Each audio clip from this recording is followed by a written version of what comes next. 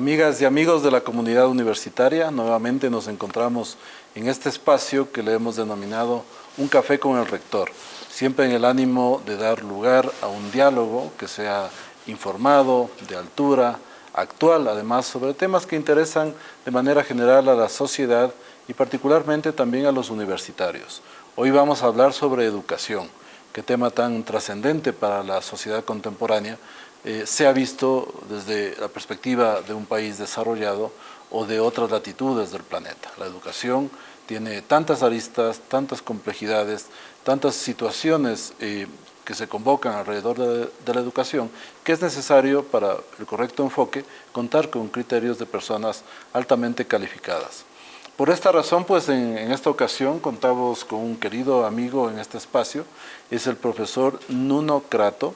Él es profesor de matemáticas y de estadística de la Universidad de Lisboa.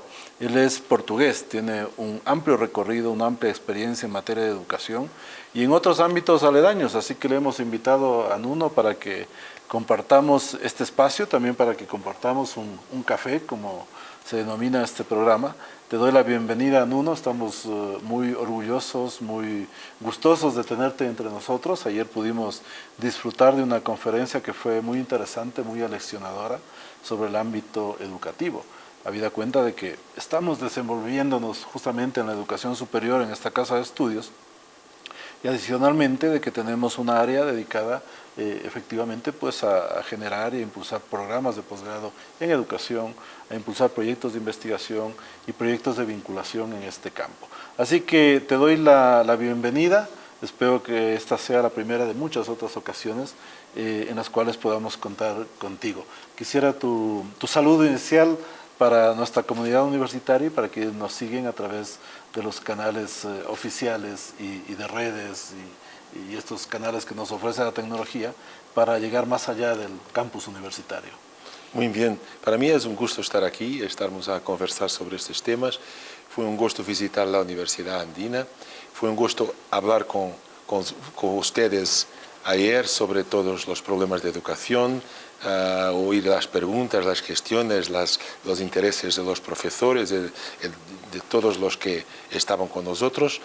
Esta visita mía a Quito tiene sido muy agradable. ¿Es tu primera vez en Ecuador? Es la mía primera vez en Ecuador. ¿Y cuál es tu impresión de nuestro país? Mi impresión de Ecuador es un país aún más bello que yo pensaba. Es un país muy diverso, muy diverso. ¿No todo lo que se dice afuera es verdad? ¿O? Ni siempre. El Ecuador para nosotros es un país un poco mítico, porque los portugueses están habituados a ir a Brasil, pero no tanto más lejos. Ecuador es Ecuador, está en Ecuador, es el inicio del Amazonas, y eso es un país mítico para nosotros también. Y por eso hace mucho tiempo que yo pensaba, un día he de visitar el Ecuador. Tengo que visitar el Ecuador. Y no te olvides, país andino también, ¿no? Sí. Parte de su geografía situada precisamente en las estribaciones de los Andes, al igual que otros países como Bolivia, Colombia, Perú. Por eso mismo somos parte incluso de nuestro proceso de integración andino. Y claro, el Ecuador tiene muchísimo que mostrar. Y ahora precisamente pues estamos en una universidad de la integración andina, ¿no? Lo que es muy interesante. Es muy interesante. Se trata de un proyecto que también es diferente, ¿no? Es diferente, sí. Es una universidad internacional con mucho intercambio de estudiantes, por lo que veo. Eso es muy importante para nosotros. Portugal, una de las cosas que ayudó mucho a desarrollar las universidades fue la Unión Europea y la llegada de estudiantes y docentes también, la llegada de estudiantes y docentes y la ida de estudiantes y docentes portugueses a otras universidades. Porque, por supuesto, hace mucho tiempo que hay contactos, desde siempre que hay contactos, pero una cosa es haber contactos, otra cosa es llegar a una clase y tener, como yo tuve hace un año, una clase en que los portugueses estaban en minoría, porque eran brasileños, eran argentinos, eran chinos, eran muchos de los países europeos, de Países Bajos, y eso es, es muy enriquecedor para todos. Así es. Para todos.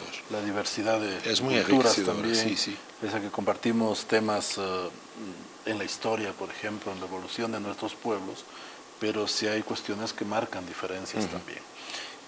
No, vamos encaminándonos a los temas centrales que justifican esta entrevista, este diálogo contigo. Para empezar, desde tu perspectiva, ¿de qué estamos hablando cuando hablamos de educación? ¿Qué es la educación? Hay muchos aspectos de educación. Hay la educación que los padres desarrollan con los niños desde que los niños nacen. Y hay cosas que se aprenden naturalmente. Por ejemplo, nosotros tenemos un niño de 6 meses que está con sus padres y que está oyendo conversas de las familias. Y de un momento al otro parece un milagro, el niño empieza a hablar. Porque aprendió a hablar solamente escuchando y mirando la situación de las personas. Es un aprendizaje que es natural. Los psicólogos dicen que es biológicamente primario, quiere decir, nosotros estamos preparados por biología para, si estamos en una situación social, cuando tenemos 1 año, 2 años, empezamos a hablar como oímos.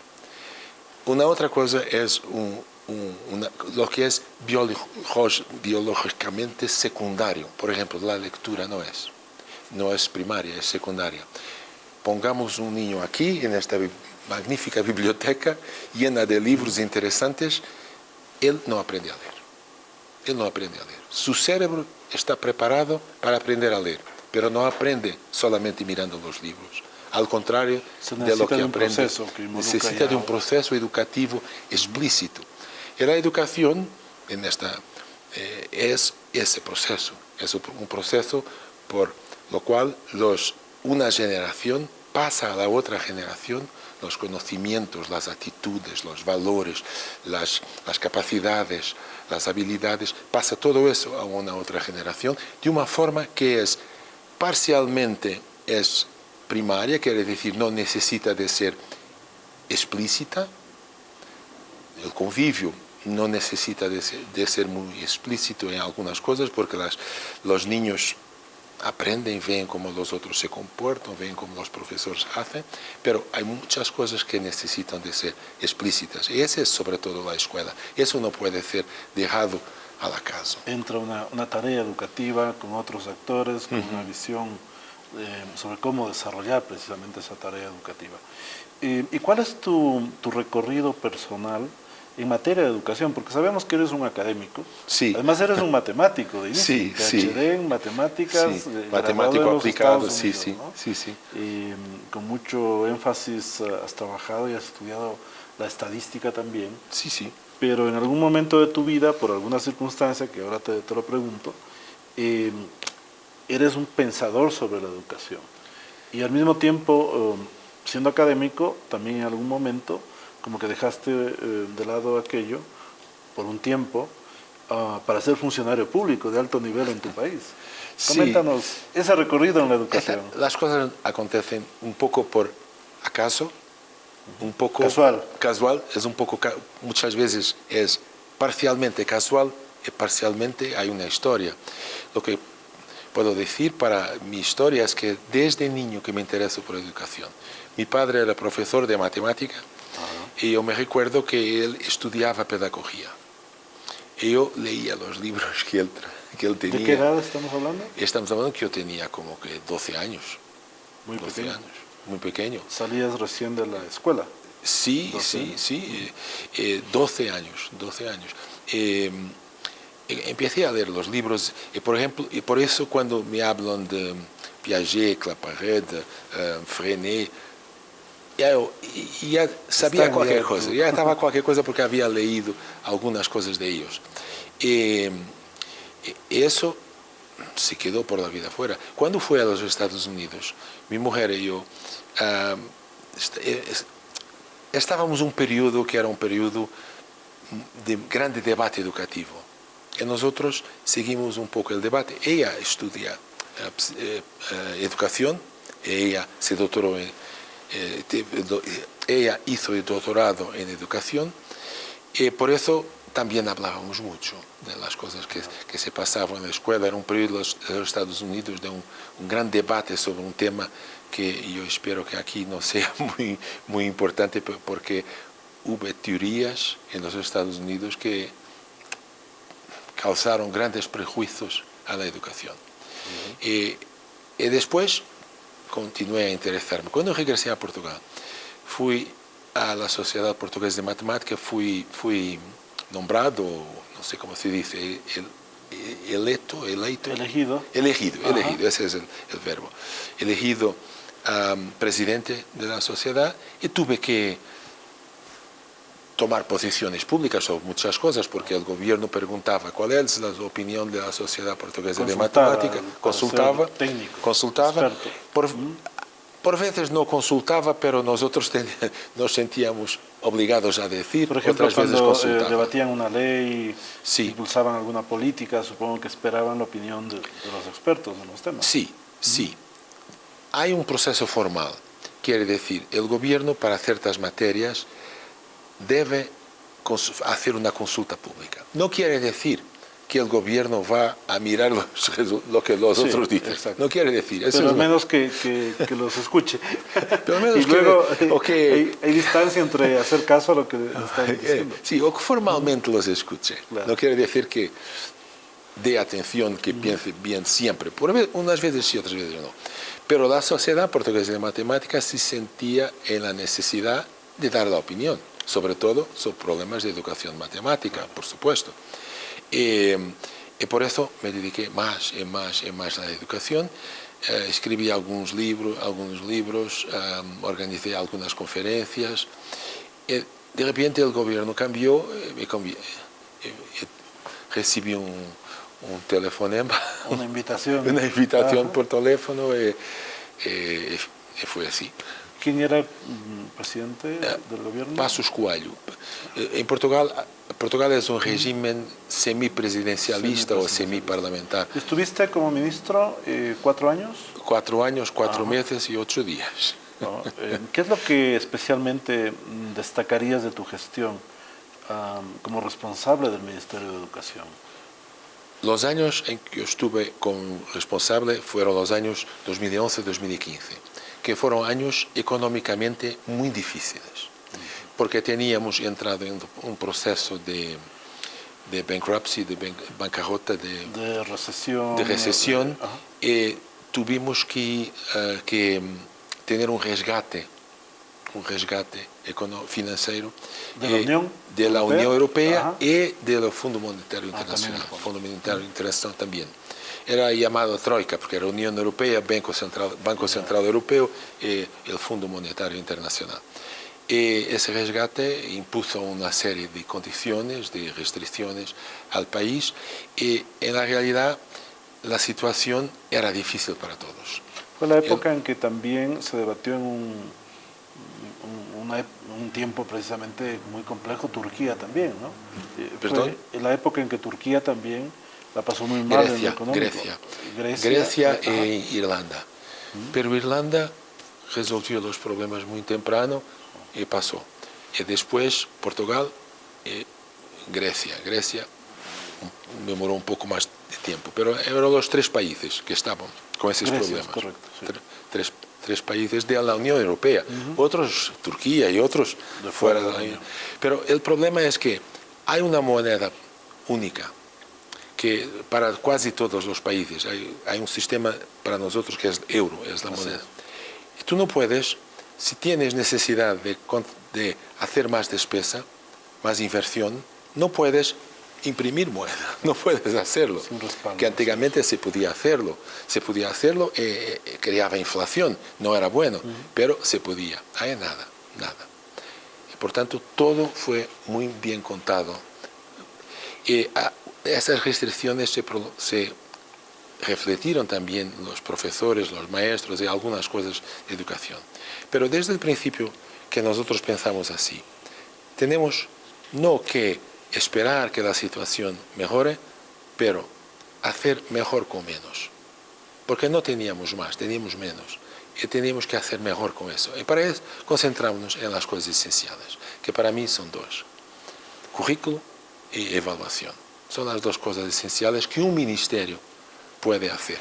Y dar libertad a las escuelas para se organizar. Esto que señalas ahora justamente responde a una pregunta que tenía acá y que estaba preparándome para hacértela, ¿no? O sea, desde la política pública, con tremenda responsabilidad como ministro, ¿qué aconsejas hacer y qué no hacer? Y como ya se va volviendo como algo permanente esto de la crisis económica, allá en Europa, en algunos países sobre todo, y acá en América Latina, en muchos países, como que esa receta está vigente. Hacer mejor las cosas con menos recursos, las necesidades siempre son mayores que los recursos, y tienes que priorizar. Tienes que priorizar. Ese es el problema fundamental.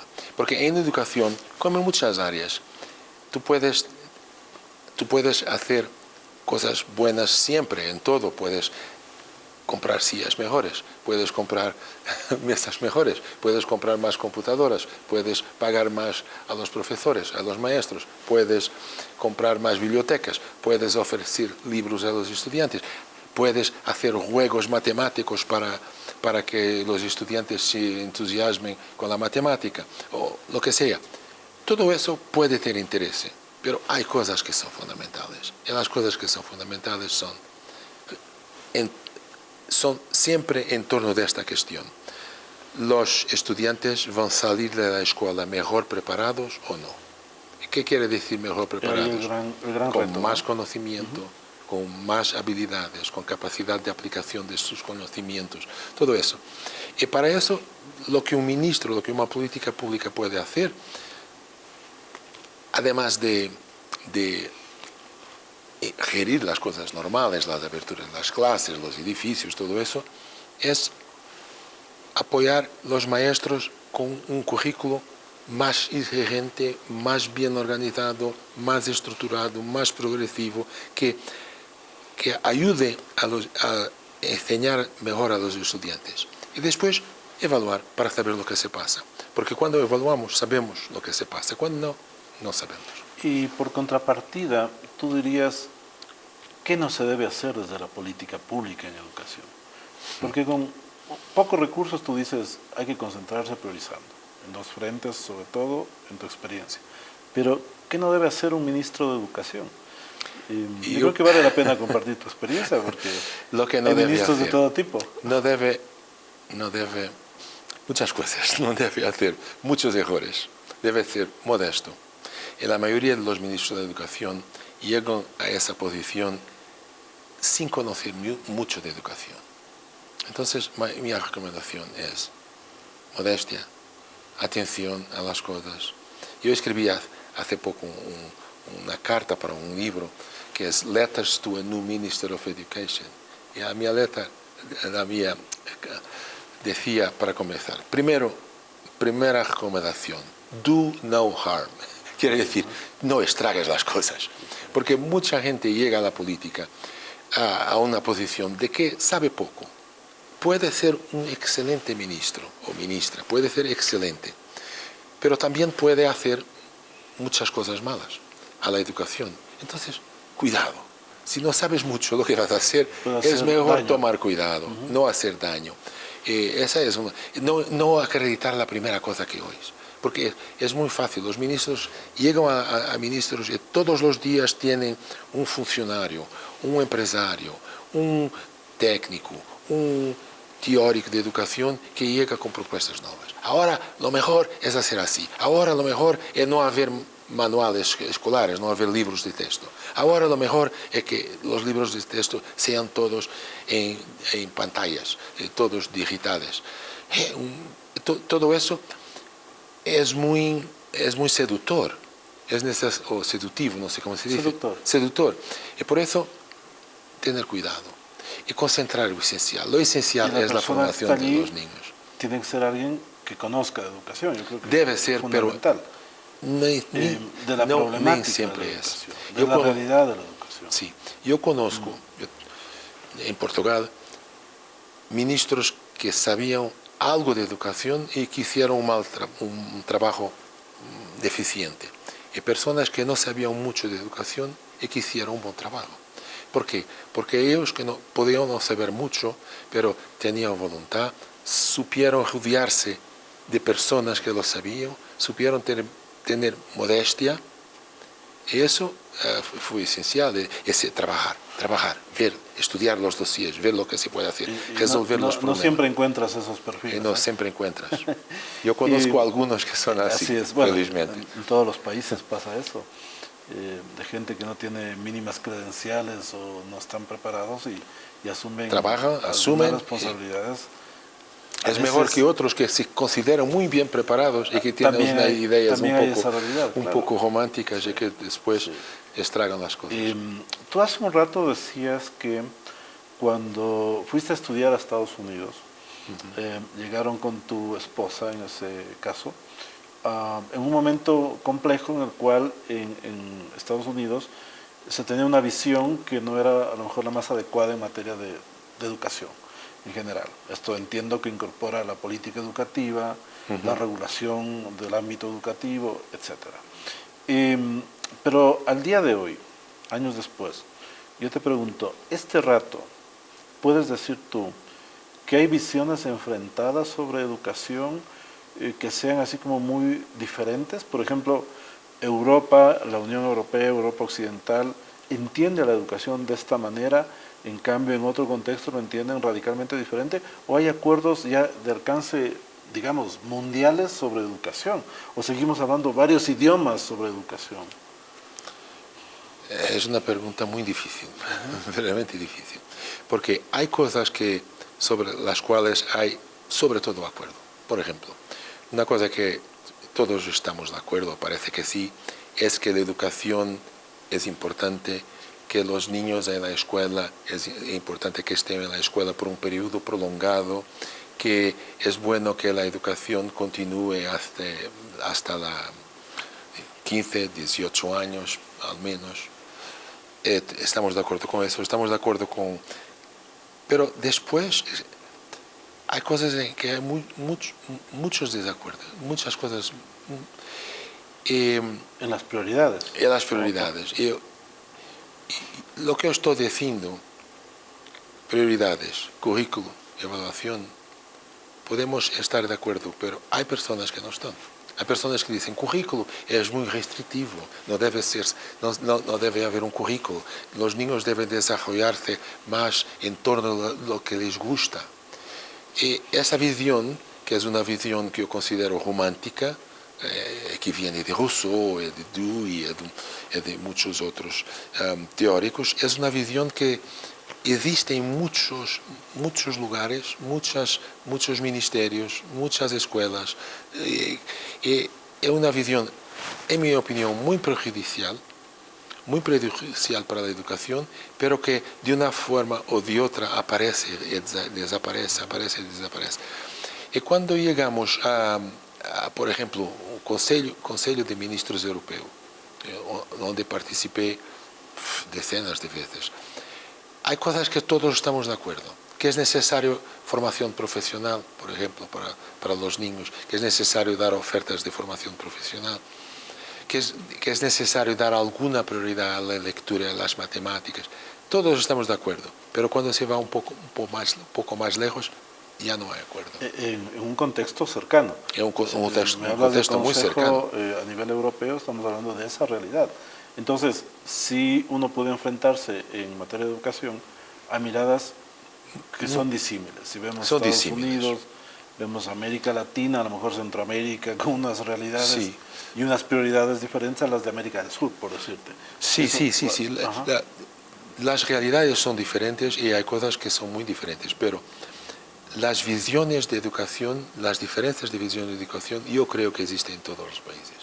Todos los países los hay que piensan que es necesaria una educación más lúdica, más centrada en lo que gusta a los niños, Y hay la otra visión que dice, que es la mía, que dice que no, que los niños no saben lo que quieren aprender porque no conocen las materias, no pueden, y nosotros tenemos que educarlos, tenemos que tienen que ser los profesores, tiene que ser la sociedad. Son dos visiones diferentes, pero si nos juntamos un grupo de 10 personas de educación, hay siempre 2 o 3 que piensan de una forma, 2 o 3 que piensan de otra, y algunos que están más o menos al medio. Y esto toca también, por lo tanto, ante visiones diferentes, toca también al rol de los docentes en un modelo y en otro, ¿no? Sí, sí, sí. En un modelo a lo mejor la educación centrada más en el estudiante y sus propias iniciativas y también, digamos, responsabilidades, y en otra visión más centrada en la responsabilidad del docente. Y eso entiendo que además se exacerba o se retoma de otra manera con esta irrupción tan fuerte de las tecnologías, ¿no? en el ámbito educativo. Sí. Donde como que ahí la carga se redistribuye nuevamente entre estudiante y docente, de otra manera. Sí, la tecnología complicó la situación. Ya era complicada. Que ya era complicada. Complicó porque hay personas que piensan que la tecnología va a salvarnos a todos. Y que los maestros ya no son necesarios. Y siempre se pasó así. Por ejemplo, 2 o 3 datos curiosos. 1907, más o menos, un hombre muy inteligente dijo que ahora, dentro de 10 años, los profesores no serán necesarios, porque vamos todos a ser educados por la visión, los filmes. ¿Quiere ese hombre muy inteligente? Edison, Thomas Edison. Thomas Edison creía que en los años 20 ya no habría necesidad de profesores, porque los filmes que él estaba haciendo y desarrollando... La tecnología de esa época se iba a encargar. Era esa. ¿Recuerda la obra de Orwell, La vigilancia con televisiones? De ahí me acerco a lo otro, ¿no? Ahí están los aparatos que podían controlar, pero también te podían adoctrinar. Sí, era la idea que él criticaba. Más tarde, por ejemplo, Lyotard, que es un filósofo francófono, un filósofo muy conocido, él inventó el posmodernismo, el término posmodernismo, que yo creo que fue una corriente muy perniciosa por varias razones, no importa, pero él decía que al fin del siglo XX los maestros no serían necesarios porque la única cosa que los maestros deberían hacer es enseñar a los niños a trabajar con las computadoras. Era eso que él decía. Y luego que el niño, el joven, busque su camino para aprender. Sí, no es verdad que el joven pueda... Lo menos necesario es enseñarlos a trabajar con la tecnología. Lo más necesario es enseñarles las materias, la física, la matemática, el portugués, el español, el inglés, todo eso. Es lo más importante. Y para eso los maestros son fundamentales. Y lo vimos ahora con la pandemia. Sí. Con la pandemia lo vimos muy bien. Vamos a volver sobre el tema tecnología y pandemia, porque la pandemia nos dejó algunas lecciones, ¿no? Pero para ti es bien importante, noto de tus publicaciones, tus charlas, tu perfil, el lenguaje y la lectura. Son fundamentales a la hora de aprender en la educación. Absolutamente.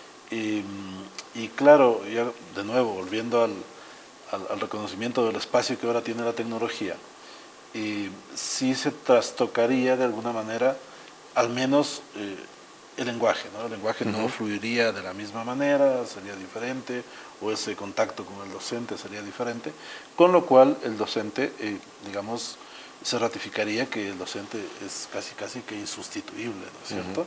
¿Y qué tanto pesa en educación el lenguaje y la lectura en particular?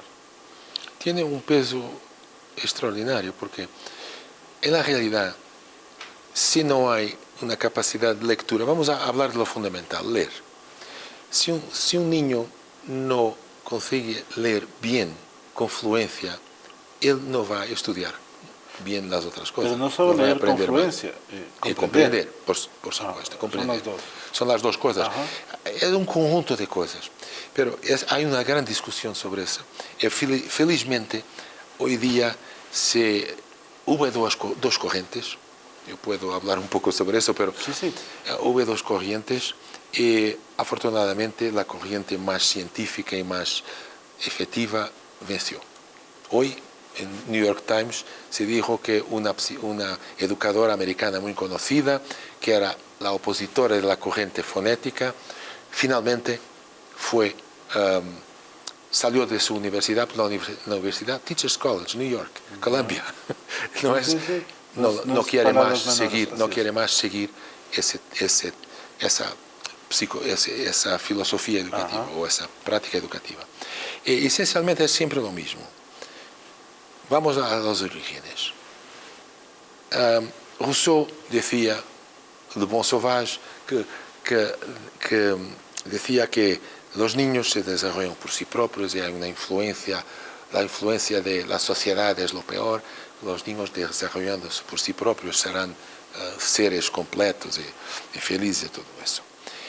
Otros, Stuart Mill, otros decían, no, tenemos que enseñarles, tenemos que de una forma sistemática ayudarlos a progredir.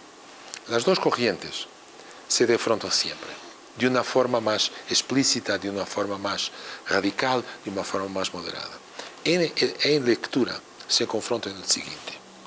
Hay una corriente que podemos decir que es la corriente fonética o fónica, que dice, lo más importante es que al principio los niños sean capaces de hacer la correspondencia entre lo que está escrito y lo que las palabras. Por ejemplo, un niño debe llegar aquí a un libro y debe saber, se dice técnicamente correspondencia, morfema, grafema, escrita, fonema, y debe ser capaz de perceber que fundamentar el saber, debe ser capaz de hacer esta correspondencia.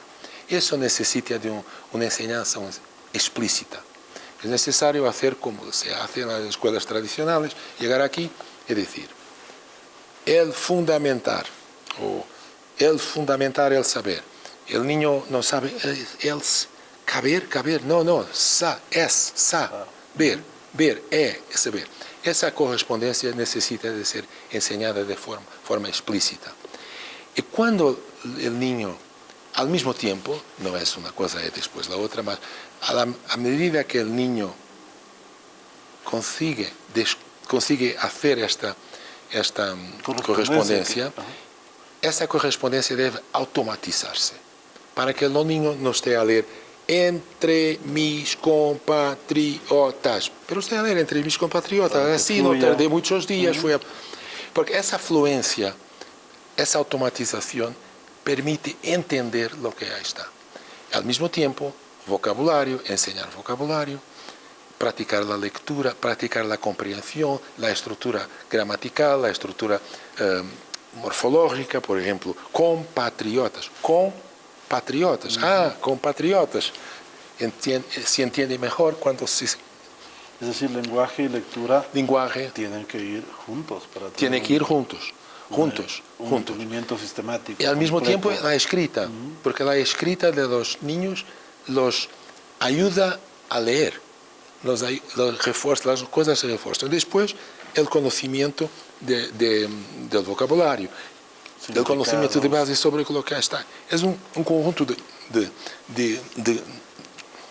cosas que deben ser enseñadas a los niños. Una corriente de origen rousseauiana dice el contrario, dice, si automatizamos, los niños no se concentran en la comprensión. Entonces la correspondencia no es importante. Lo es importante que los niños adivinen la palabra solo por el contexto. Y no queremos enseñarles, porque para eso se desarrolla la comprensión. Este debate demoró casi 60 años. Y fueron necesarios estudios de muchos psicólogos, sociólogos, economistas, estudiosos de educación, muchas experiencias para probar que eso no es verdad. Así no se aprende a leer. O sea, la educación demanda un enfoque multidisciplinario también, interdisciplinario. Sí. El educador solo no puede. El educador solo... Hay una intuición. Si tú hablas con un maestro que tiene experiencia, el maestro tiene la experiencia, tiene la intuición que es necesario explicar a los niños la correspondencia explícita. Pero después vienen unos teóricos de educación y dicen, no, esto no es bueno para los niños. Lo que es importante es que los niños aprendan a entender por adivinación las palabras, por métodos de cues en inglés, que quiere decir de sugestiones. Y los maestros se confunden un poco.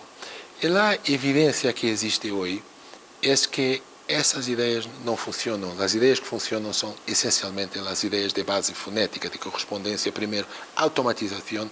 Y esa idea que es completamente opuesta a Rousseau, la idea de que el automatismo es bueno porque ayuda a entender, y ayuda a entender y a ser crítico sobre lo que se hace. Porque cuando ese automatismo se desarrolla, la misma cosa en matemática, física, todo eso, no se puede pensar. No hay tiempo para pensar. Se pierde todo el tiempo a intentar entender. Tú como académico... Yo estoy a hablar demasiado sobre esto. Está buenísimo porque además a mucha gente que no somos del área de la educación precisamente, sino que de campos aledaños entramos al mundo educativo, en mi caso como abogado o un colega economista que da su clase de economía, necesita de las herramientas de los educadores, ¿no? Yo iba a sacarte del tema para ir a otro. Tú eres académico también, con experiencia en la práctica, en la gestión pública. Y como académico, normalmente los académicos tenemos que ser autocríticos. Si fueses invitado nuevamente a una importante función pública en materia de educación, dos cosas. ¿Te animarías a volver? Y en segundo lugar, ¿qué no harías ya con la primera experiencia que tuviste? La primera pregunta, yo creo que la respuesta es negativa por una razón, porque ya no tengo edad para eso. Porque es muy... tienes más experiencia. Tengo más experiencia, pero es una tarea que necesita de mucha energía, Yo creo que no, que diría que no. Otras cosas menos ejecutivas, más de opinión, de consejero, por supuesto, con todo el gusto. Depende de las cosas, pero con todo el gusto. Ahora, lo que haría diferente. ¿Qué harías diferente en una segunda oportunidad de impulsar una política educativa? Es mismo difícil contestarte, mismo difícil. No sería tan ingenuo como era. Sería más crítico, porque una cosa que se aprende después es que te llegan pedidos para eso, para reivindicaciones de eso y de eso. De todo tipo, además. Todo tipo. Y tú lo crees. Face value, quiere decir, tú crees que lo que se están diciendo es la realidad. Y muchas veces no es. Hay otros intereses que están por detrás y lo que quieren es otra cosa. Muchas fuerzas, sean sindicales, sean económicas, sean lo que sea. Intentaría ser menos ingenuo. Sí, tal vez, no sé. Es que es una pregunta difícil. Es muy difícil. Te la hago con toda confianza porque estamos en este espacio universitario, en este espacio radial también, de Un Café con el Rector, para dialogar amigablemente y tocar temas que son también, que tocan más al ser humano, ¿no? Que está detrás de un profesor, de un experto. Y sí, cuando uno tiene una responsabilidad en un cargo importante o más o menos importante, normalmente no se llega con toda la experiencia necesaria para, así hayas estado en el mundo de la educación, así hayas estado en el mundo universitario, lo que sea. Y sí, uno puede ser, a veces puede dudar respecto a las decisiones, puede ser ingenuo, puede confiar en unos y no confiar en otros. Así es el juego, digamos, ¿no? Por eso empecé diciéndote si aceptarías una segunda vez un reto, porque ahí uno ya va con más herramientas. Eso es así. Pero bueno, surgen otros elementos que ya le toca a cada uno evaluar. Déjame especificar un poco aquí. Hay decisiones puntuales que hoy, cuando yo las miro con una distancia, yo diría, eso no debería hacer así, pero así. O lo pude haber hecho de esta otra manera. O puede hacerlo hecho de otra manera. Pero lo fundamental no veo. Lo que veo es medidas específicas que podrían ter sido hechas de una forma más correcta o más suave, en ciertos casos, más eficaz. Nuno, ya un poco casi en la recta final del tiempo de este programa, te pregunto algo más. ¿Qué países podríamos decir que este momento están a la vanguardia en materia de educación? Podríamos decir, bueno, pongámosle ojo a estas experiencias, ¿y qué países están como muy rezagados en materia de educación? Hay países que obviamente están muy bien en materia de resultados educativos. Singapur, Corea del Sur, partes de China, Japón, mismo Vietnam está mejorando mucho. Quiere decir, los países asiáticos, hay un conjunto de países asiáticos que debemos mirar, que están ¿Y qué les caracteriza específicamente a esos países? Yo diría currículum muy bien estructurado. Currículum muy bien estructurado. Muy bien estructurado. Singapore Mathematics, la matemática de Singapur es famosa porque tiene una serie de manuales que están muy bien estructurados, son muy claros, ayudan mucho al maestro. ¿Y esa estructura y actualidad también? Y actualidad también. Pero cuando estamos a hablar de matemática básica, claro que hay cosas que pero la mayoría de las cosas son clásicas, no hay mucho a cambiar. Hay un punto u otro a cambiar. Yo creo que en Europa, Estonia, en este momento Estonia. Es el gran país. Ya ¿Qué no le caracteriza a Estonia, en cambio? Estonia caracteriza también un currículo bien establecido, caracteriza un sistema, currículo bien establecido, evaluación sistemática y frecuente de los alumnos. ¿Solo alumnos o también docentes? De los alumnos. Los docentes es diferente, es una evaluación que es hecha localmente. Esas dos cosas, y después una gran descentralización administrativa, porque las escuelas son dirigidas por los municipios, por las alcaldías, una gran descentralización y una gran libertad docente, pero avaliación de resultados. Otra cosa importante en Estonia, y que yo pienso que también es importante, pero puede ser que no sea tan importante para la educación, es que ellos tienen sistemas digitales muy desarrollados. Ellos están muy a frente de otros países en términos de, tú quieres tirar una otra documento, cualquier documento, tiras los documentos por la internet, todo funciona muy bien. En las escuelas también los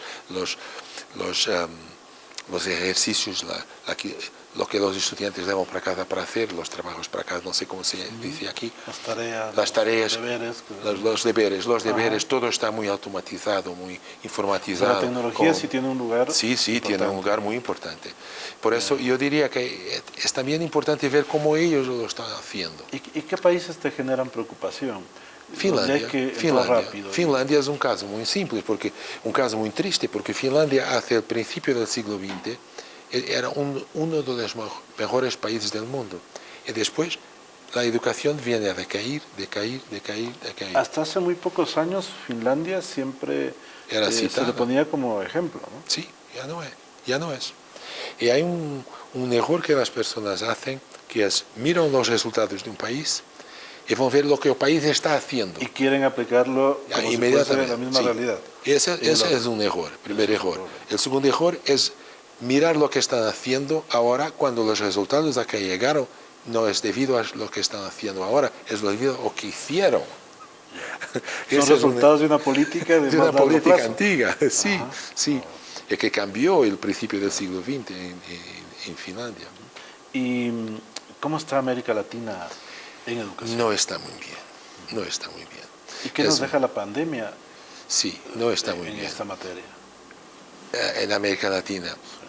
Hay pocos estudios que yo conozca sobre América Latina. En general, la pandemia fue un desastre.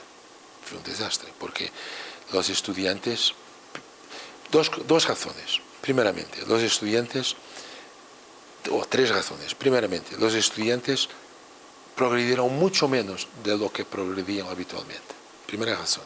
Segunda razón, los estudiantes, las disparidades entre los estudiantes que vienen de familias de un medio socioeconómico más folgado, no sé cómo se dice exactamente, de estratos más de cómodos, un estrato digamos. más cómodo, Ajá.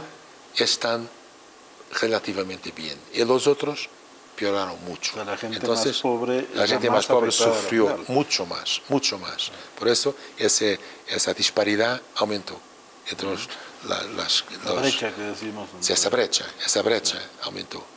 Y tercera razón es que yo creo que no sabemos exactamente en qué punto estamos. En muchos países, yo creo que muchísimos países piensan que pasó la pandemia, vamos a recuperar. Y no es verdad. No es Hay verdad. un tiempo perdido. Hay y un tiempo también perdido, es necesaria mucha evaluación de los estudiantes constante, saber en qué punto están, lo que están haciendo. La pandemia no fue un intervalo, como el cine. El cine, la película se está desarrollando, ok, ahora intervalo, y recomienza al mismo punto. No, la pandemia fue una disrupción una ruptura. de todo, una ruptura de todo. Y todavía no sabemos exactamente cómo, porque muchos gobiernos y muchas administraciones no están haciendo la análisis, la evaluación de los estudiantes como deberían hacerlo. Yo pienso eso. Ese es un problema muy grande. Bueno, de ahí leo entre líneas que en nuestros países, por ejemplo, es necesario acometer todo un proceso para entender qué mismo nos dejó la pandemia, cómo mismo nos afectó, en qué grado, en qué medida, para trazar una estrategia, para ver cómo se puede recuperar el tiempo, si es que hay cómo recuperarlo, o cómo retomar desde el punto en que quedó antes de la pandemia. Antes de la pandemia. Es necesario estar siempre mirando en qué punto están los estudiantes. No podemos enseñar como antiguamente que sabíamos, llegaron aquí, ya saben eso y eso y eso y eso. Ahora no podemos, tenemos que estar siempre a saber, ¿será que saben? ¿Será que lo entendieron? Eso se hace con un gran diálogo, con un gran sistema de test estandarizados, locales, en la clase, deberes, todo eso al mismo tiempo. Vamos a tres cuestiones finales, muy rápidamente. La primera. Estas son siempre las más difíciles Ya en la el recta entrevistado. final. No, son fáciles. La primera, yo sé que es diferente hablar del mundo de la educación superior o del mundo del posgrado, que es lo que hacemos en la Andina. Pero acá hemos hecho algunos análisis o hemos podido acceder a información que nos dice que por diferentes circunstancias y motivos, los estudiantes, ya grandes, ¿no?, profesionales o universitarios, la mitad prefiere volver a lo presencial con el maestro presente, o con la maestra.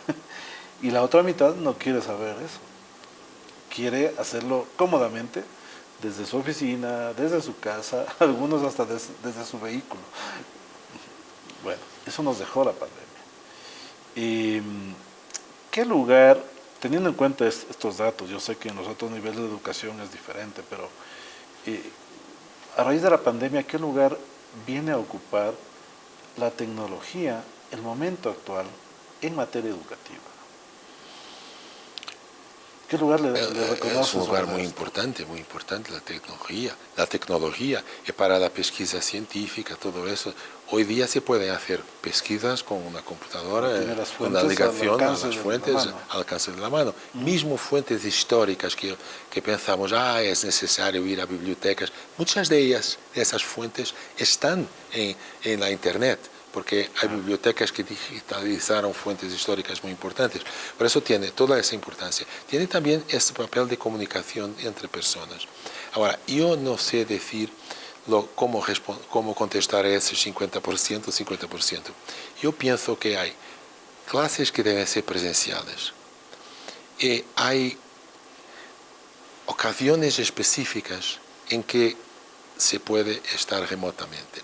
Pero mismo el mundo empresarial está volviendo atrás y diciendo, ¿quieren trabajar remotamente? No, no se puede, tiene que ser aquí. Porque lo contacto personal, la interacción personal es muy importante. Entonces yo diría, un día el profesor está doente, no puede salir de casa, los alumnos están todos en clase esperando al profesor. Bueno, puede ser que el profesor remotamente esté presente con ellos en la clase. Muy bien. Es bueno que exista esa posibilidad, pero no debe ser la regla. No es la regla. No debe ser la regla. Sí, de acuerdo. Clarísimo, Nuno, te agradezco esos conceptos, esa mirada de las cosas.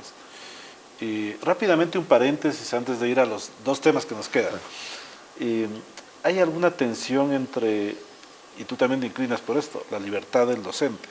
¿Hay alguna tensión entre el currículo, que no lo define enteramente o necesariamente solo el docente, sino quien planifica, quien desarrolla la política? ¿Hay alguna tensión entre la libertad docente y un currículo que puede venir hasta impuesto por la visión de un ministerio?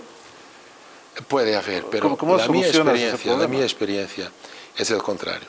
Es que a los docentes le gusta tener un currículo, le gusta saber tener claramente, tener un guía para seguirse. Yo hablé muchas veces y demoradamente con personas de Singapur que hacen los manuales escolares, que Marcel Cavendish, que es una editora que está muy virada para los manuales escolares, es prácticamente lo que hacen en Singapur. Su filosofía es, nosotros pensamos que el profesor debe estar concentrado en saber cómo desarrollar a los estudiantes, cómo transmitir los conceptos. No debe estar concentrado en crear la estructura de la transmisión, porque para eso es una tarea muy difícil que necesita de personas que sepan bien el contenido, de personas que tengan experiencia de educación. Un currículo es una cosa muy difícil de hacer. Y por eso, el currículo es una ayuda a los maestros, a los profesores. Yo pienso así. Y la libertad, después, utilicen el currículo. Dentro de cada uno. Hay un profesor que dice, y a mí me gusta empezar con funciones y seguir después para derivadas, o de seguir después para polinomios. Ok, ¿por qué no? Pero cuando estudie yo no sé si es un buen ejemplo, porque depende de muchas cosas. Digamos, hay alternativas, sí, hay siempre alternativas, y hay profesores que prefieren un método, otros que prefieren otro. Que lo hagan, pero que después los estudiantes progredan. Y por eso la libertad de los maestros es una parte de la mirada que debemos tener. La otra parte es la evaluación de los resultados, que hagan lo mejor, como piensan que es mejor, pero vamos a ver si los estudiantes aprendieron. Porque la escuela no está hecha para los maestros. Y muchas veces se piensa eso, no, está hecha para los estudiantes. Para los estudiantes. Bueno, en el nivel de posgrado, nosotros desde hace 30 años, en este proyecto académico, en los programas tenemos, claro, la planificación de un programa, las asignaturas, cada una con su sílabo, que es la guía, es el currículo para cada docente. Y dentro de aquello hay la más amplia libertad para que los docentes desarrollen cómo van avanzando, cómo enfocan cada uno de los puntos, etc. Es decir, hay vínculos cercanos entre los otros niveles de educación y el de posgrado, inclusive. Puedo dar un ejemplo que a mí me gusta mucho, que es, cuando yo empecé a estudiar en los Estados Unidos, yo tuve la suerte de tener como profesor uno de los grandes de procesos estocásticos, que una vez él iba a darnos una clase y tenía un manual, un libro de texto para esa clase. Y después ese libro estaba agotado. Él escogió un otro completamente diferente, con una estructura completamente diferente, y estaba muy preocupado porque tenía que adaptarse a todo. Y yo le pregunté, Professor Taylor, you are a great expert. Why don't you do it yourself the way you want? Y él me contestó, porque es muy difícil determinar una estructura. Yo, grande experto, prefiero confiar en otro que escribió un buen libro. Claro, hizo la guía. La guía. Bueno, y el penúltimo tema para cerrar con otra cuestión. Y muy rápidamente, en tu excelente exposición de ayer, tú decías que la educación no es una ciencia. ¿Por qué? Yo creo que la educación es un arte, o es una ingeniería, o es una arquitectura. Quiere decir, es un proceso, un proceso que debe estar basado en la ciencia, que debes saber lo que debe estar informado por la ciencia, pero hay una arte que el maestro tiene en la clase, que es lo que hace la belleza de la educación. Pero el maestro debe hacerlo siempre informado lo que funciona, lo que no funciona, con total libertad dentro de esta preocupación de progreso, de éxito de los jóvenes. Este punto me llamó particularmente la atención en tu presentación de ayer. Bueno, y finalmente, Nuno, te pido un mensaje para nuestra comunidad universitaria. Nosotros hemos empezado una nueva época luego de 3 primeras décadas de funcionamiento en el Ecuador, habiendo obtenido ya una tercera acreditación internacional, y estamos como muy animados a seguir construyendo este proyecto académico. Y por eso siempre a mis invitados les digo, quisiera un mensaje para nuestra comunidad universitaria para cerrar esta entrevista y para los amigos y amigas de la universidad. Es difícil decirlo, pero yo voy a decir lo que Einstein dijo una vez. Miren alto, sean ambiciosos y sean modestos al mismo tiempo, pero sean ambiciosos, miren alto. Siempre lo mejor es intentar hacer lo mejor que se sabe que existe. Muy bien. Un mensaje de un experimentado educador para nuestra gracias. comunidad universitaria. Eres Nuno Crato, experto en educación, un matemático, un estadístico muy destacado. Él es portugués y ahora ha estado visitando nuestra casa de estudios. Te agradezco mucho por este espacio, por compartir tu visión, tus ideas sobre la materia educativa. Soy yo que agradezco la invitación. Un placer tenerte entre nosotros, y a ustedes, amigos y amigas, les agradecemos por ser fieles para esperar cada cierto tiempo una nueva edición de este programa Un Café con el Rector. Ha sido un gusto compartir nuevamente con ustedes. Gracias, Nuno. Gracias. Nuevamente. Adiós.